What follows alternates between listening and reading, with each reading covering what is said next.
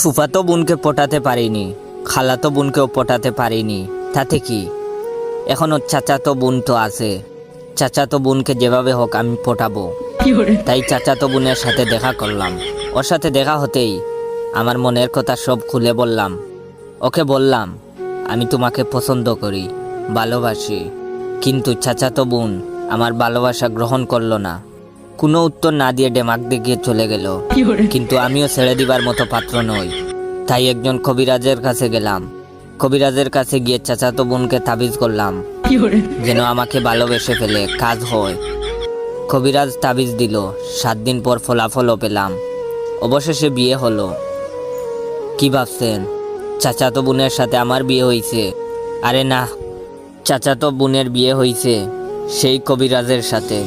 ওই শালা বন্ড কবিরাজের কাছে তাবিজ নিয়েছিলাম চাচাতো বোন যেন আমার প্রেমে পটে যায়। কিন্তু শালা কবিরাজ তাবিজ করে চাচাতো বোনকে নিজেই পটিয়ে নিল। এখন ওরা বিয়ে করে সংসার করছে, আমি ওদের তামাশা দেখছি।